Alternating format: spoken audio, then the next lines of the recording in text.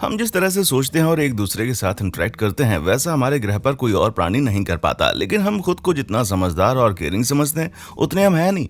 पेश हैं 10 सबसे प्रभावशाली सोशल एक्सपेरिमेंट्स जिनके नतीजों के बारे में आपको लगेगा कि ये अलग होने चाहिए थे। Number 10, good Samaritan test. अगर आपको किसी जरूरतमंद को देखते हैं तो क्या आपको लगता है कि आप उसकी मदद के लिए रुकेंगे? अगर आप जल्दी में तब क्या होगा? इसका परीक्षण करने के लिए प्रिंसटन विश्वविद्यालय के मनोवैज्ञानिकों ने 1970 के दशक में एक प्रयोग डिजाइन किया। इसका प्रमेस बहुत ही सिंपल था। छात्रों के एक ग्रुप में से सभी को शोधकर्ताओं से मिलने के लिए बुलाया गया और पास की एक इमारत में उन्हें बाइबल में बताए गए गुड समार्टिन के ऊपर 2 शब्द बोलने के लिए कहा गया। उनमें से किसी को बताया गया कि उनके पास उस जगह पहुंचने के लिए बहुत समय है, किसी को बताया थोड़ा समय है और किसी को कहा कि वे लेट चल रहे हैं जहां उन्हें भाषण देना था। उस रास्ते से गुजरते हुए उन्हें एक अजनबी दिखाई दिया जो कि बीमार होगा और उसे मदद की जरूरत होगी। रास्ता कुछ ऐसा था कि अजनबी पर उनकी नजर पड़नी ही थी। अब आपके विचार से कितने विद्यार्थी उस व्यक्ति की मदद के लिए रुके हैं? भले ही वे गुड समार्टिन पर भाषण देने वाले थे, लेकिन समय के प्रेशर का सबसे अधिक असर पड़ा उनमें से 63% जिनके पास पर्याप्त समय था उन्होंने मदद की। 45% लोग जिनके पास कम समय था उन्होंने मदद की और देर से चल रहे केवल 10% ने मदद की। ये प्रयोगकर्ताओं की अपेक्षा से बहुत कम नंबर्स हैं। आपको क्या लगता है कि आप क्या करते? Number 9, majority rule experiment. क्या आपके पास अपना खुद का दिमाग है या फिर आप दूसरों के विचारों के साथ अपने आप को ढाल लेने की प्रवृत्ति रखते हैं? 1951 में सोलोमन एश ने इसका परीक्षण करने के लिए एक प्रयोग डिजाइन किया। वे 8 लोगों को एक कमरे में ले गए और उनकी नजरों का परीक्षण किया।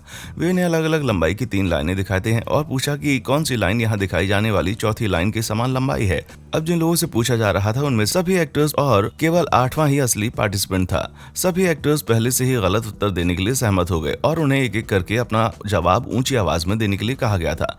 ये प्रत्येक पार्टिसिपेंट के साथ कई बार दोहराया गया था। पूरे अध्ययन में लगभग 3/4 पार्टिसिपेंट्स ने कम से कम एक बार गलत उत्तर दिया और पार्टिसिपेंट्स द्वारा दिए गए टोटल उत्तरों में से 32% गलत थे। ये बिल्कुल एक्टर्स के जवाबों के अनुरूप था। इसमें से एक बड़ा सवाल खड़ा होता है कि जब लोग वास्तविक जीवन में सामूहिक डिसीजन लेते हैं, उदाहरण के लिए पॉलिटिक्स के मामले में, तो उनमें से कितने लोगों का डिसीजन सच्चा है और कितने लोग सिर्फ मेजॉरिटी के हिसाब से चल रहे हैं? Number 8, Hawthorne effect. कभी कभी खुद को बेहतर तरीके से समझने का एक ही रास्ता होता है, लोगों पर एक्सपेरिमेंट करना। हालांकि इससे संबंधित नियम पिछली शताब्दी में काफी हद तक बदल चुके हैं और लोगों को दर्दनाक स्थितियों में डालना या बिना उनकी परमिशन के उन पर एक्सपेरिमेंट करना आजकल नैतिक नहीं माना जाता।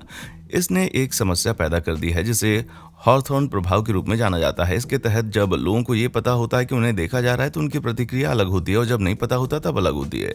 इस इफेक्ट को पहली बार 20 के दशक के अंत और 30 के दशक की शुरुआत में हॉथोर्न में एक कारखाने में देखा गया था। शोधकर्ता ये देखना चाहते थे कि क्या लाइट बढ़ाने से प्रोडक्टिविटी सुधर जाएगी। उन्हें जानकर आश्चर्य हुआ कि लाइट बढ़ाने से तो प्रोडक्टिविटी बढ़ गई, लेकिन लाइट कम करने से भी बढ़ी। इनफैक्ट उन्होंने कोई भी परिवर्तन किया, चाहे वो अच्छा हो या बुरा, दोनों स्थिति में प्रोडक्टिविटी में सुधार हुआ। इससे रिसर्चर्स ने ये निष्कर्ष निकाला कि असल में अगर वर्कर्स को सिर्फ ये एहसास हो कि कोई प्रोडक्टिविटी चेक करने के लिए रिसर्च कर रहा है तो वे अपने आप ही ज्यादा मेहनत करने लग जाते हैं।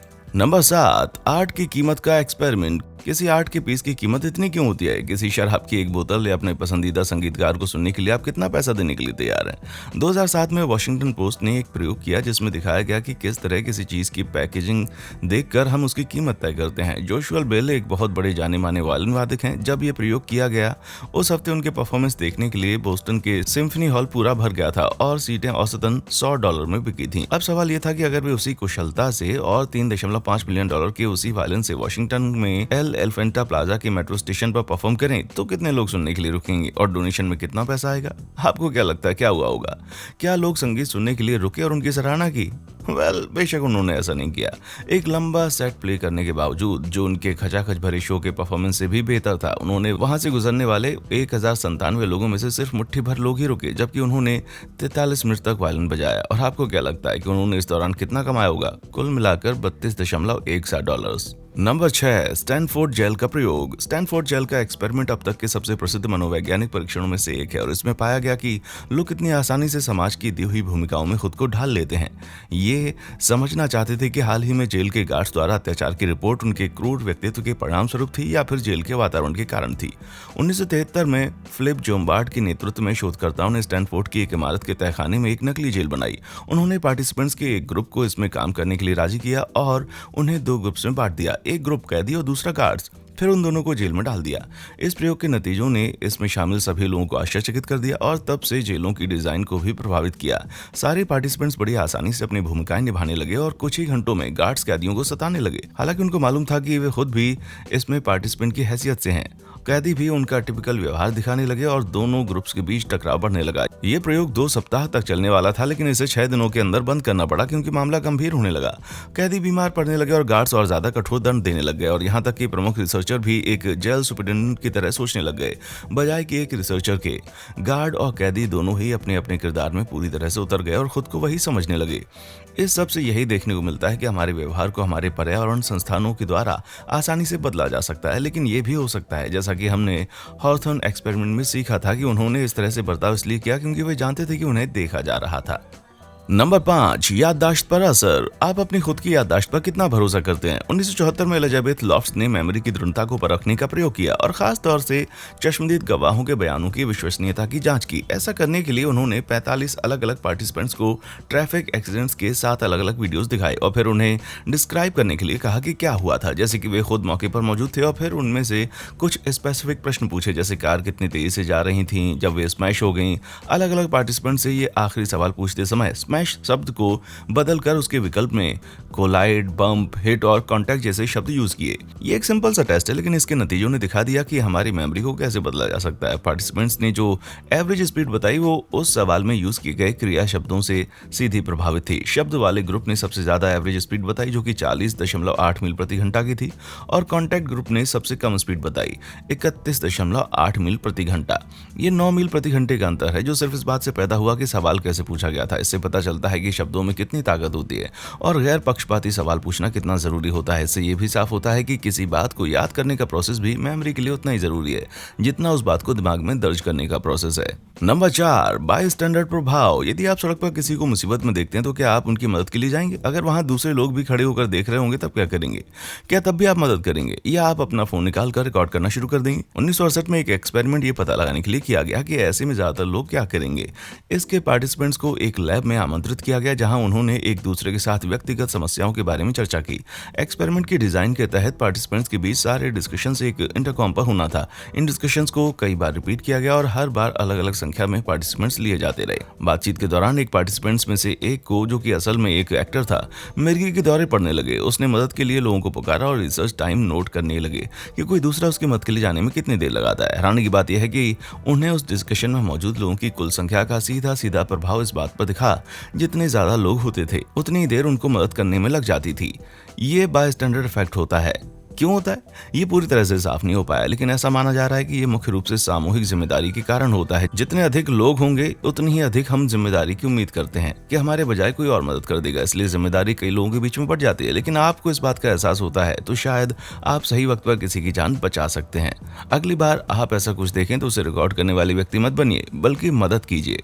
नंबर 3, जेन इलियट की बटी हुई क्लास। रेसिज्म या नस्लवाद दुनिया भर के समाजों में होने वाली एक कुरीति है, लेकिन ये एक सीखा हुआ व्यवहार है या पैदाइशी होता है। जेन इलियट ने 1968 में एक विवादास्पद प्रयोग किया जिसने इस बात का जवाब देने की कोशिश की। वो एक स्कूल टीचर थी और ये मार्टिन लूथर किंग जूनियर की हत्या के बाद का दिन था। उसके सभी छात्र श्वेत थे, लेकिन उसने अपनी क्लास को आंखों के रंग के आधार पर डिवाइड कर दिया और फिर उन्हें बताया कि नीली आंखों वाले लोग होशियार और तेज होते हैं बनिस्बत की भूरी आंखों वाले लोगों के। उसने नीली आंखों वाले बच्चों के पक्ष में भेदभाव करना भी शुरू कर दिया और उनका पानी पीने का नल तक अलग कर दिया। पहले तो इसका कुछ विरोध हुआ, लेकिन जल्द ही नीली आंखों वाले बच्चे दूसरों पर हावी होने लगे और घमंडी व्यवहार करने लगे, जबकि भूरी आंखों वाले बच्चे डर कर रहने लगे और उनके अधीन हो गए। इसके अलावा नीली आंखों वाले बच्चों के टेस्ट के रिजल्ट भी बेहतर आने लगे, जबकि भूरी आंखों वाले बच्चों के रिजल्ट बिगड़ने लगे।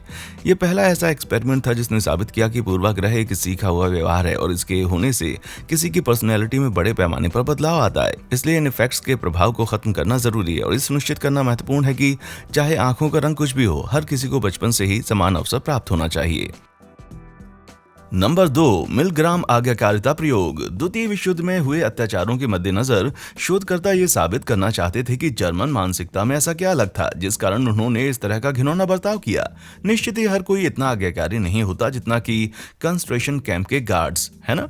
इस प्रश्न का उत्तर खोजने के लिए स्टेनली मिलग्राम ने साइकोलॉजी का शायद सबसे प्रसिद्ध एक्सपेरिमेंट चलाया। इसमें दो पार्टिसिपेंट्स लिए गए। एक था सवाल पूछने वाला, जो पहले शब्दों के जोड़ों को एक सीरीज में पढ़ता था और फिर उन शब्दों को एक एक करके पढ़ता था और सही उत्तर की प्रतीक्षा करता था। दूसरा पार्टिसिपेंट जवाब देने के लिए था और उसका काम शब्दों को याद रखना और उन्हें वापस दोहराना था। यदि उसका उत्तर गलत होता तो उसे पहले पार्टिसिपेंट द्वारा बिजली के झटके दिए जाते थे, जो कि स्ट्रांग होते थे। बेशक ये एक सेटअप था और जिस पार्टिसिपेंट को बिजली का करंट लगाया गया वो एक अभिनेता था। इस प्रयोग का मकसद ये देखना था कि सवाल पूछने वाला किस हद तक जा सकता है और वो बिजली के कितने झटके दे सकता है। दूसरे व्यक्ति को चाहे कितनी भी पीड़ा सहनी पड़े। उस कमरे में एक रिसर्चर मौजूद था जो पार्टिसिपेंट को एक्सपेरिमेंट जारी रखने के लिए उकसाता था जब भी वे हिचकिचाने लगते थे। आप होते तो रुक जाते, है ना? खासकर यदि आपको बिजली के ऐसे झटके देने को कहा जाए जो शायद किसी की जान ले सकते हैं, है ना? उन्होंने पाया कि 65% लोगों ने तनाव के लक्षण दिखाने के बावजूद पूरी तरह से दर्दनाक काम किया और किसी की जान लेने जितने स्ट्रॉन्ग झटके दिए। इससे यह साबित होता है कि हम स्वाभाविक रूप से आज्ञाकारी प्राणी हैं और दूसरों पर दोष मत देने की हमारी प्रवृत्ति का मतलब है कि अगर कोई अथॉरिटी वाला व्यक्ति कहे तो हम भयानक चीजें कर सकते हैं। नंबर 1, बिना पेंट का एक्सपेरिमेंट। आप कितने चौकस हैं? क्या आपको फुटपाथ पर पड़ा हुआ $50 का नोट दिखाई दे जाए तो फिर कैसा रहेगा? या फिर कैसा रहेगा अगर किसी पर्सन की पेंट बस उसके शरीर पर पेंट की गई हो? ये एक्सपेरिमेंट पता लगाता है कि लोग एक दूसरे पर कितनी बारीकी से ध्यान देते हैं। ये मॉडल जब सड़क पर चलने लगी तो उसके पास से गुजरने वाले बस कुछ ही लोग ये भांप पाए कि कुछ गड़बड़ है। कुछ लोगों ने शरारती तस्वीरें ली और अन्य लोग बस घूरते रहे। एक बात तो तय है कि आप जितना सोच रहे हैं उससे आधे लोग भी नहीं समझ पाए कि वहां पर क्या हो रहा था। इससे यही मालूम पड़ता है कि हम मेंटल शॉर्टकट्स लेते हैं, जिस कारण हम आसपास की घटनाओं के बारे में पूरी तरह से अवगत नहीं होते हैं। तो आपको क्या लगता है कि अगर आप इन प्रयोगों में भाग लेते तो आपकी प्रतिक्रिया कैसी होती? इनसे हमारे मानव स्वभाव के बारे में जो असलियत सामने आई है, क्या आप उससे हैरान हैं? अपने विचार मुझे नीचे कमेंट सेक्शन में जरूर बताएं। देखने के लिए शुक्रिया।